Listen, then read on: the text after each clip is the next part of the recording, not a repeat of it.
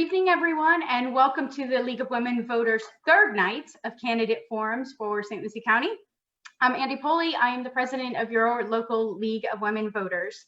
I just have a few quick little things to remind you about before we get started. Mail-in ballots go out tomorrow, and there will be some drop-off locations, some secure drop-off boxes that you'll be able to leave your ballot in if you do not want to mail them throughout the county. You can check the supervisor's website to find those actual locations. You can request a mail-in ballot through October 24th. If you do mail them back, we suggest that you mail them back at least 10 days before Election Day because it has to be there by Election Day to be counted. Early voting begins October 19th. There are 5 locations for early voting, same 5 locations that the supervisor provided for the primary election. Election Day itself is November 3rd. If you choose to vote on Election Day, you have to vote at your precinct. To learn more about all the candidates on your ballot, please visit vote411.org. You can learn more about the candidates that you're going to see this evening. We have different questions for them there than you'll hear tonight, so you'll be even more educated if you visit the website. Tonight, we're going to hear from candidates from 2 different races, and we're going to start with the Clerk of Circuit Court. The format for both of tonight's forums and all of our forums are the same. It consists of a 90-second introduction from each candidate, followed by a series of questions. Each candidate will have 2 minutes to answer each question. If we have time between that and closing statements, if there are questions posted in the Facebook Live chat, we will pose those on your behalf. Following those questions, we'll then move on to closing statements, and candidates have 2 minutes for each closing statement. The rotation of the candidates was selected earlier by coin toss. And it will rotate as we go through the questions. Candidates will be alerted at 30 seconds and when their time is expired. Our moderator for the forums is Carol Wyatt, as always. Carol is a co-owner and operator of radio stations WPSL in Port St. Lucie, WSTU in Stewart, WJNX in Fort Pierce. She is the president of WPSL Christmas Kids of St. Lucie County, the past president of the Rotary Club of Port St. Lucie, and a member of the Port St. Lucie Businesswomen. She has many years in broadcasting, including as a reporter in Los Angeles prior to moving here to Florida in 1993. We are, as always, honored to have her as our moderator. And so now I'm going to turn it over to Carol. Well, thank you, Andy, and welcome to the League of Women Voters of St. Lucie County Candidate Forums. We want to thank the members of the League for putting together all the questions for tonight and for all the forums. We thank the candidates for taking part, and most of all, we thank you for listening, for watching, for informing yourselves about the general election in what is still a very challenging year. So this forum, St. Lucie County Clerk of the Court, it is for a term of 4 years. It is a county-wide race. All registered voters in the county elect the clerk of the court. Our candidates are the incumbent, Joe Smith, and the challenger, Michelle Miller. So first, we'll begin with opening statements. Michelle Miller. Thank you for having me. My name is Michelle Miller. I'm running for the clerk of court. My opponent is a proud career politician. Career politicians get too complacent in their position. They think that they own their position. And when that mindset is established, they start exhibiting extremely poor decision-making and lapses in critical judgment, such as when my opponent wasted $500,000 taxpayer dollars on outside legal counsel, or having the taxpayers fund your wedding, or pulling a political stunt that closed the primary and disenfranchised 100,000 voters. This is unethical decision-making and causes people within an organization to begin second-guessing your competency and leadership. Morale gets affected. Pride in the organization gets affected. I've talked personally to many employees and have heard their complaints. That's what happens with career politicians. Complacency and stagnation sets in. History is replete with such examples, and sadly, that is what has happened in our clerk of court's office. This demonstrates a lack of integrity and trust that will never happen when I become clerk. People reach out to me because they're looking for change and they know that we can do better. I want to be a clerk who is not only accountable to the taxpayers regarding fiscal responsibility, but also accessible to the community and receptive to their concerns. It's extremely important that we begin to restore the relationships that have been neglected and start working together to solve problems by bringing together the various entities, the clerk's office, that use the clerk's office, and we are better able to address the needs of our community. I am Michelle Miller, and I would be honored for your vote. Okay, that was the opening statement. Now we go to opening statement, Joe Smith. Good evening, Carol, and good evening to all of you watching this evening. Thank you so much for allowing me into your home tonight. I'm Joe Smith, your clerk of the circuit court, and I take great honor in serving as a watchdog for taxpayer funds and protecting your money. For the last 12 years, our office has earned the citizens of this community more than $56 million on prudent financial investments. And we've continued to reduce our operating expenses at this point by more than 34% since I took office and became your clerk in 2009. This year, we've had some really great things that we've implemented, one of them being the first in the nation Amazon Alexa skill, which means that you can now get court information from your home regarding our office anywhere your Alexa skill is located. You can receive text notifications about payments and also get text notifications about court date reminders right from the comfort of your telephone. This year, your clerk's office has become #1 in the state for felony collections rates. And what this means is that if people find themselves in trouble, they have to pay their fair share. And we're first in all of Florida to do that. We work really hard, and we have a wonderful team of professionals who serve you each and every day. For the last 12 years, we've implemented a process that says, and our mission is to provide amazing customer experiences and operational excellence from caring and knowledgeable professionals who are financially accountable. We've worked very hard together as a team to become a best places to work. And we've now done that for the last 10 years consecutively. We are an office that works for you. And I would ask that you would continue to support me and my campaign for re-election because I ask for your vote. I'm Joe Smith, your clerk of the circuit court, and thank you. Okay, now we did our famous formal coin toss earlier, so we'll start. The first question will go to Michelle Miller. We will rotate after that. So starting with Michelle Miller, the average citizen is not usually aware of the clerk of the circuit court until they need something that's managed by that office. So what do you believe is the most important thing that people should know about the responsibilities of the clerk of the court? Thank you, Carol. My experience has been that most people don't know what the clerk of court does. They think that they do stuff in the court system and that's about it. I think it's important that people understand that this is the CFO of the county, and we have an ethical and legal obligation to be trustworthy and responsive to our community. I have over 25 years in the insurance and financial world, and I have a wealth of investment knowledge. I was entrusted by my clients to remain ethical and honest in all of my dealings, and I'll do the same as the clerk of court. This knowledge that I have means that we'll be able to give additional dollars back to the taxpayers. And when we're talking about our taxes going up significantly as they have been, we need to do everything that we can to restore or return as much money to the taxpayers as we possibly can. The current rate of 1.3% is nowhere close. I mean, Palm Beach County gets twice that much. They have the same exact statutory guidelines as we do, and we need to do better. Okay, same question to Joe Smith. What's the most important thing people should know about the responsibilities of the clerk of the court? Oh, sure. Thanks, Carol. I think the most important thing the clerk's office, people who don't know necessarily what the clerk's office does should know is that we are here for you. The clerk's office serves as a front door to the entire court system. You can't go directly to a judge. You have to come through the clerk's office. And so what our wonderful trained deputy clerk professionals do is we provide a caring ear, a knowledgeable team of professionals who can help you with any questions that you have. And we work really hard each and every day to make sure that whatever it is you need, we're able to provide for you. Now, clerks are not attorneys, so we cannot provide legal advice. And I can suspect that some people will get frustrated when they ask us questions and we can't give them the answer because we're not lawyers. However, what we do provide is opportunities to get them that information.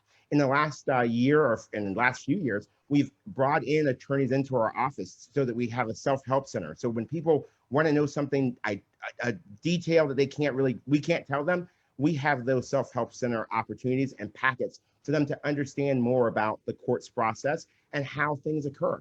We work in partnership with the Rupert J. Smith Library, out right next door to the clerk's office. So we give them another tool that they can use to get an understanding of what the clerk's office is all about. And we're really thrilled to be able to access and share our knowledge and information with them as much as possible. Okay, and the next question now comes back to Joe Smith. The shutdown resulting from the pandemic has brought to light many technological advancements that can reduce costs for businesses. In your opinion, are there technology changes to operations that the clerk of the circuit court could make that could reduce costs, save taxpayer dollars? Yes, absolutely. And we're already in process with many of those changes right now. So one of the things that we're doing is that we now provide marriage licenses online. We now have state statute authority to do that, and the governor signed executive orders so that would be possible. And we're really excited to be able to share that with the public. So we've had people who've gone from coming in to the office to now doing it literally from the front seat of their car. And I think that's really a pretty awesome experience if you get to watch someone get their marriage license from the front seat of their car. Thankfully, they were not driving. One of the other things that we do with technology is that we allow our workforce to now be distributed. So now it's not just a bunch of people in one building. We now, for safety and security as well, we now moved our workforce to different locations throughout the organization, including some people who work from home, to make sure that they're safe, they're ready, and they're prepared to come in as needed and to also be able to get the work done. So we had to do a lot with the retooling of our computers and our technology. However, we've always been a leader in technology. We are innovators in technology. So we're usually the first or one among the top 10 in the state who move toward technological advances. And we're continuing to do that for the public right now. Okay, same question to Michelle Miller. Are there technology changes to operations that could reduce cost and save dollars?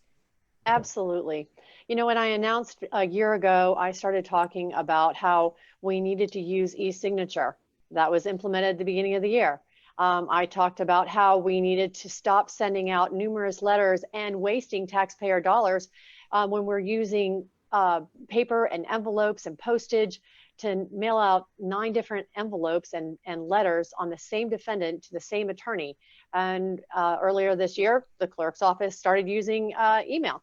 So, you know, we are seeing some technologies already being implemented, and I'm not even in office yet. But I would like to add additional technologies, such as text messaging for people who have court dates. Yes, I understand that there is Alexa available. Yes, you have to call and ask. My suggestion is to send a text message, have these people register their telephone numbers, they have, you know, emails, and send a text message to them, just reminding them. There's a company that has, a city that has already done this, and instead of seeing, you know, the taxpayer money go out the door, they are keeping people out of jail, and the missed court appearances were costing roughly $1.4 million for that county alone. So they saw the missed defendant court dates by 35%, I believe is what it had decreased by. So there's a lot of technology that we can use, and we need to start implementing a lot more than what we have. Okay, coming back again to Michelle Miller. If elected, what would be your priorities for improving efficiency and accuracy of the functions and responsibility in the clerk's office?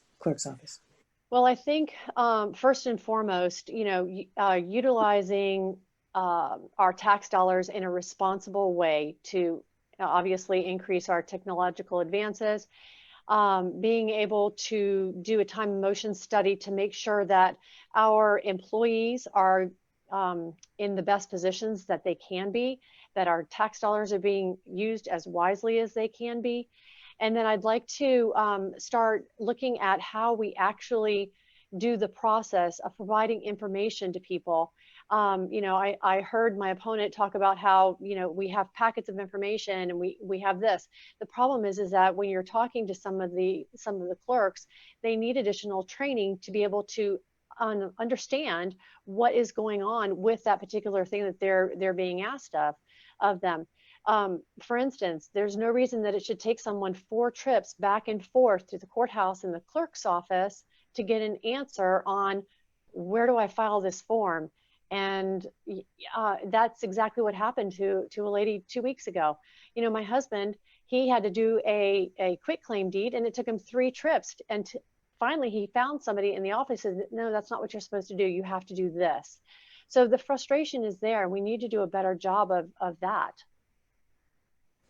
Okay, for Joe Smith, your priorities in improving efficiency and accuracy. Thank you for the question. Our priorities were already in place. So one of the things that's really interesting about running a clerk's office or any complex organization is that things don't happen overnight. It takes a while to progress to be something really amazing. And that's exactly what our office has done over the last 12 years. So we're continuing to do that. Right now, we're working in the development phase with our vendor for recording services, with our vendor for human and artificial intelligence technologies. So we're looking at ways to make sure that the customer experience is improved just by adding the additional redundancy of computers double checking the work. It's really exciting things that are happening in the office. We're one of the first in the state to utilize this technology. We're in process and we're in testing right now. So I really look forward to sharing some more of these exciting things coming up. We have kiosks currently that we're going to continue to implement and roll out, so that increases safety for our citizens. It also allows them to have greater access to the information of our office. And as you know, www.stlucieclerk.com is your 24-hour resource. So when I took office, there were only about 2, 3, or 4 things that you could do online. Now, nearly everything that we have that we can do for you in person, we can provide to you right online from the comfort of your own home. So my next term initiatives will be continuing on that process and making sure that we allow the public to get the services they need without having government on their back. Government's supposed to be on your side, and we do that. Next question to Joe Smith. Assuming that pandemic-related loss of tax revenue is going to result in a cut to local government budgets, how would you manage a budget cut without negatively impacting service to the community? Carol, it's a great question, but to tell you, we've done it, and we've done it multiple times. That's the reason our office has reduced our payroll by 34%, our operating expenses by 34% since I took office. It's hard to lose wonderful employees. However, the mission is to take care of the people who are coming to our office for services. So we've been doing this since about 2009 with the payroll reductions and with cuts in services and cuts in our budget. And so at 34% of a reduction, we now provide more services today than we did when I took office in 2009. That's progress. And that's what we're going to continue to do. So we're always looking, and our team understands we take care of our team because they take care of the people who serve here in St. Lucie County. So we want to make sure that they have the tools they need to do the job. And most importantly, the tools they need to continue to serve our public efficiently, to serve our public smarter, and to serve our public where our public rates us at a 97.5% customer satisfaction rating. Okay, same question to Michelle Miller. How to manage a budget cut without negatively impacting service? Thank you, Carol. I think it's imperative that we do a line-by-line itemization of the budget, where we are, where we need to be based on what funds we have available now. And then we look at the investments and find out how we can get greater returns on our investments so we have more money coming into our county. There's a lot to be said for the experience that my opponent got rid of. And I think you see that in some of the interactions with the public, because there's a lot of the clerks that feel like, well, I can't really answer that question or whatever because I don't know, and I have to wait and get another answer from someone else. So I'd like to see additional training done and find additional dollars through grants and other resources when there are shortfalls for the budget. As far as the people that work there, I agree with the clerk. We do have really incredible people that work there, and they form a tremendous team. But they need support. They need leadership, real leadership, and they need to be built up and so that they can be the very best that they can be. Okay, this question coming back to Michelle Miller. In your opinion, is there room specifically for improvement in the court's office in regards to customer service? And if so, what improvements would you make? Absolutely. I kind of touched on that just a minute ago.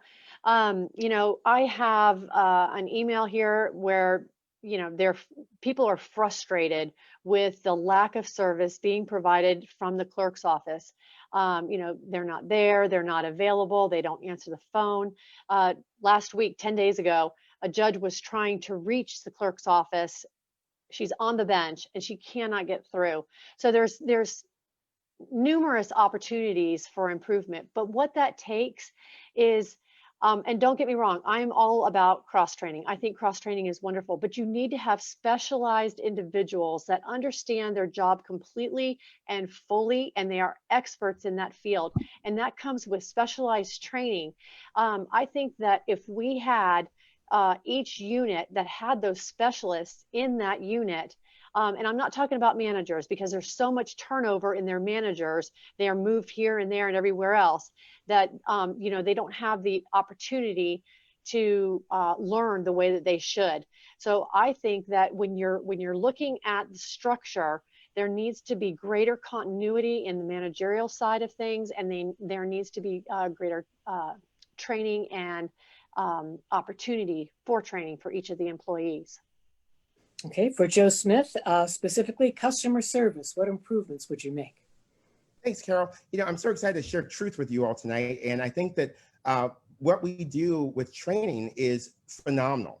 And what we do to enhance the customer service experience is also phenomenal. Do you know that this past year, in total training hours for the clerk's office, we had 17,039 for each employee in our office.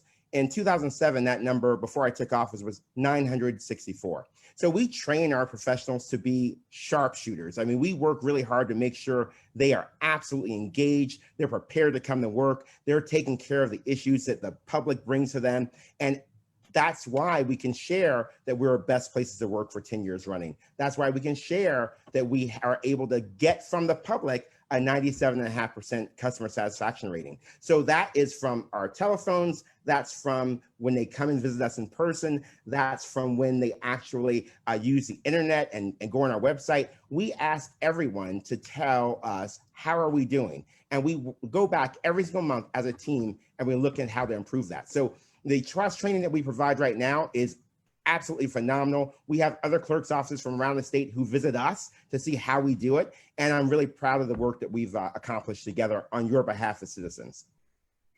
Okay, next question. Now we'll go to Joe Smith. In your opinion, what do you think the St. Lucie County Clerk's Office does well? And you just mentioned the feedback. What improvements could be made?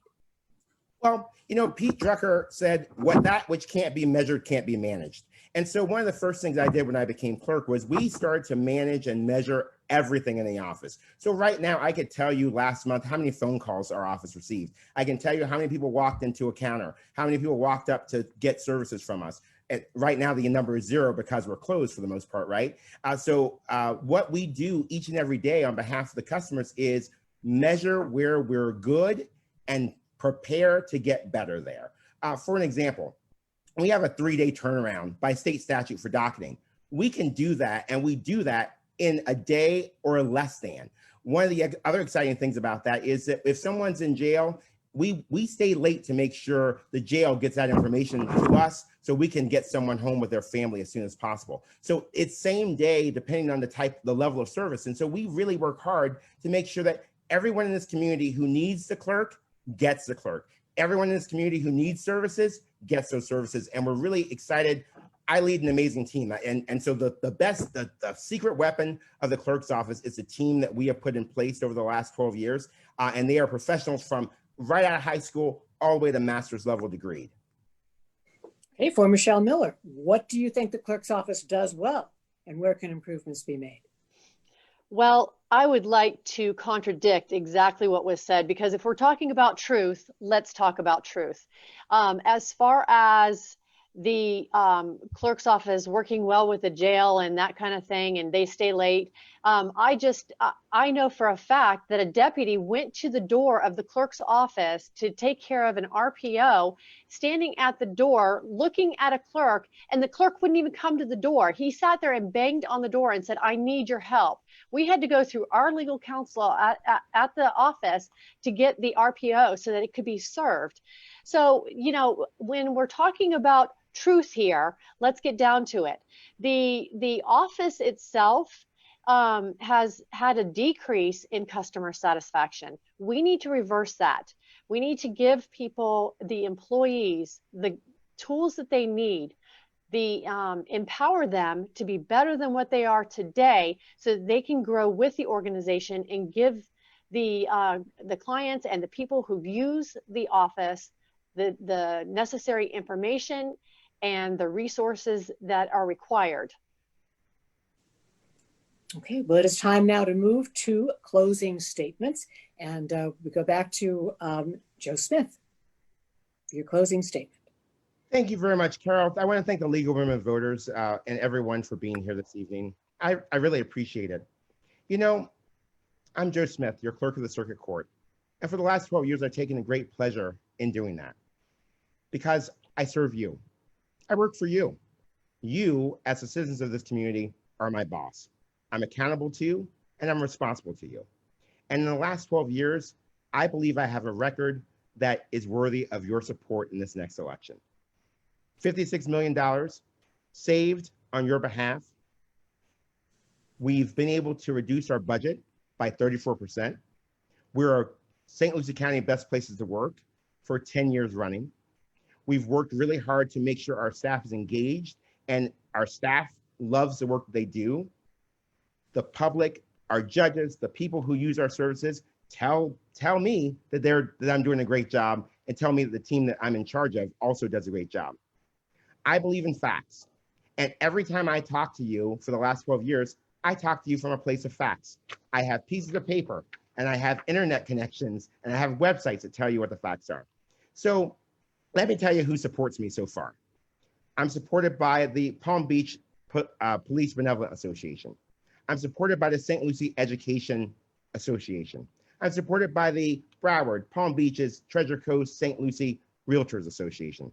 I'm supported by the Palm Beach, Treasure Coast AFL-CIO. And those wonderful people, men and women alike, support me. But the most important support I can receive in this campaign is yours. We've done a lot together over the last 12 years. With your help and with your vote, which I ask for right now, I'd like to continue to do those great things for you for the next 4 years. I'm Joe Smith. To learn more, please visit my website, clerksmith.com. I'm humbled, honored, and privileged to serve you as clerk. I look forward to your support and I ask for it now. Thank you all so much. Okay, now to closing statement, Michelle Miller. Thank you.